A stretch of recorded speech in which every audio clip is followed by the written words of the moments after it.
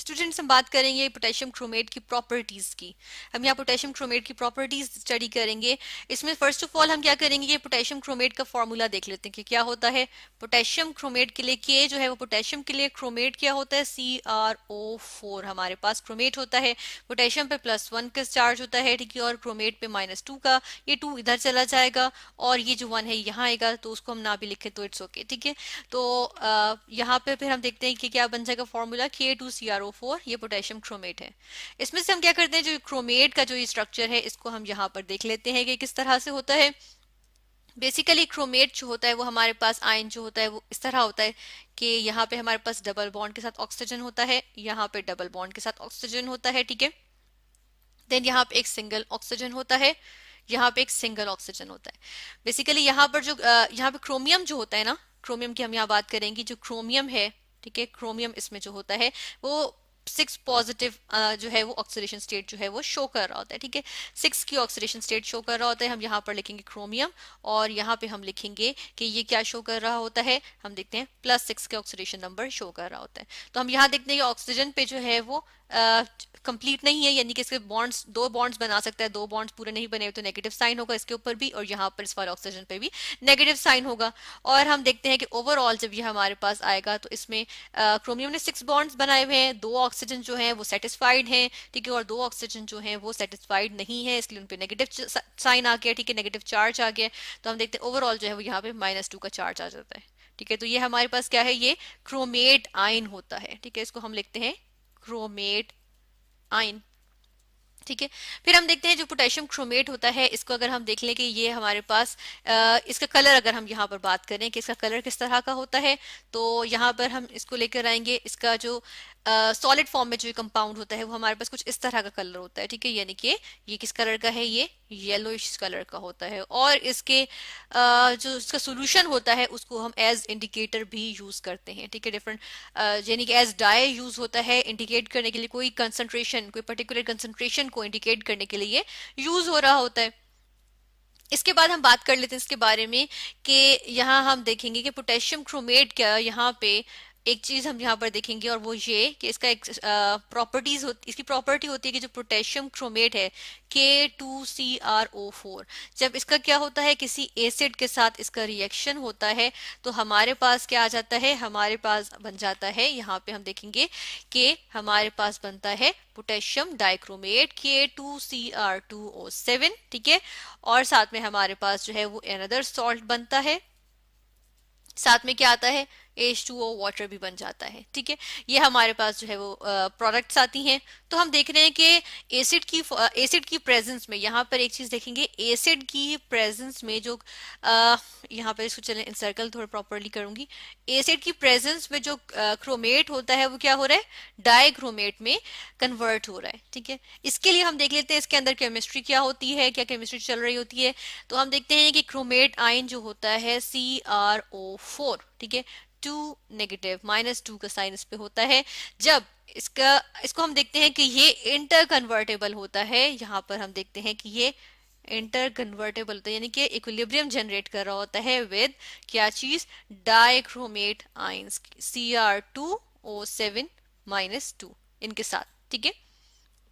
और हम यहाँ पर ये देखेंगे कि हमारे पास यहाँ पर, लेकिन हम देखते हैं कि अगर हम इसके अंदर एसिड ऐड करें, अब एसिड ऐड करने का मतलब क्या होता है, एसिड ऐड करने का मतलब होता है कि इसके अंदर हमारे पास क्या मौजूद हो, इसके अंदर हमारे पास मौजूद हो हाइड्रोजन आयंस, ठीक है। यहाँ पे हाइड्रोजन आयंस जब मौजूद होंगे तो उनकी प्रेजेंस में जो क्रोमेट आयन होगा वो क्या होगा, डाइक्रोमेट आयन में कन्वर्ट हो जाएगा, ठीक है। और यहाँ पर देखते हैं कि हमारे पास यहाँ क्या बन जाएगा, H2O, ठीक है। तो बेसिक चीज जो होती है वो ये हमारे पास इक्वेशन होती है।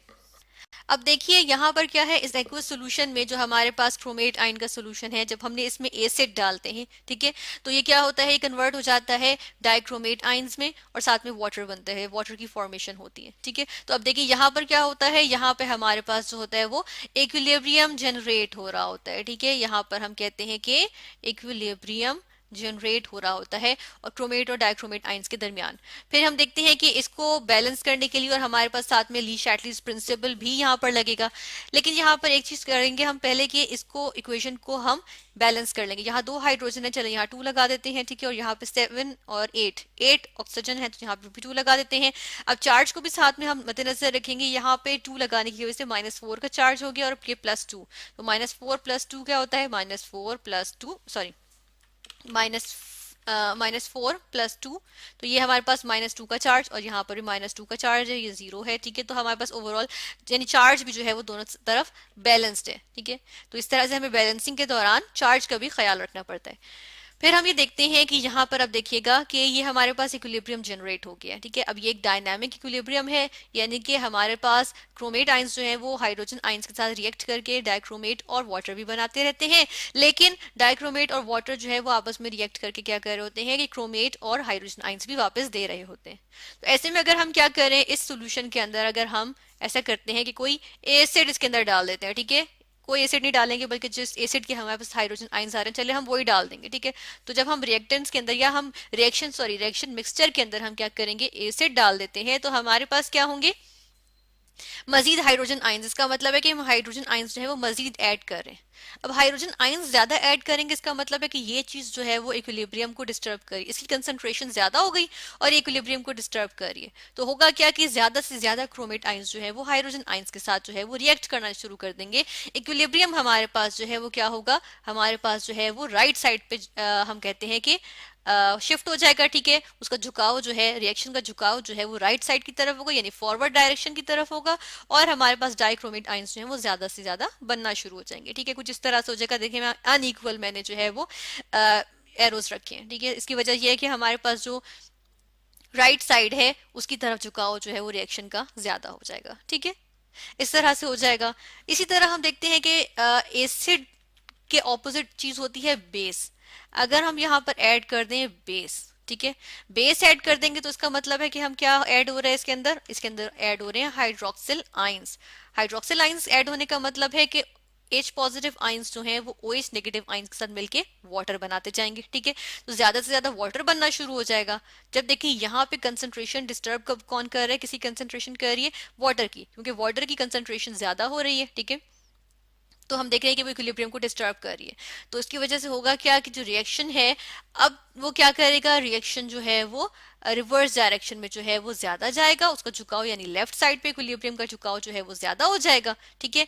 और हम देखते हैं जो राइट साइड है, इसको चले हम नीचे वाले की तरह ही बनाएंगे कि लेफ्ट साइड पे झुकाव जो है वो ज्यादा हो जाएगा और राइट साइड पे हम देखते हैं कि वो कम होगा, ठीक है। तो इक्विलिब्रियम जो है वो शिफ्ट हो जाएगा किस तरफ, लेफ्ट साइड पे, और जो रिवर्स डायरेक्शन में रिएक्शन है वो ज्यादा होना शुरू हो जाएगा, ठीक है, उसकी तरफ झुकाव हो जाएगा। तो इस तरह से हमने देखा कि क्रोमेट आइंस किस तरह से एक डायनामिक इक्विलिब्रियम में आ जाते हैं, किसके साथ, डाइक्रोमेट आइंस के साथ, ठीक है। और हमने इसका एक रिएक्शन भी देख लिया यहाँ पर कि वो किस तरह से रिएक्ट करते हैं। यहाँ पे इसको बैलेंस नहीं करेंगे बिकॉज हम यहाँ पर इसको एक जनरल फॉर्म ले रहे हैं, ठीक है।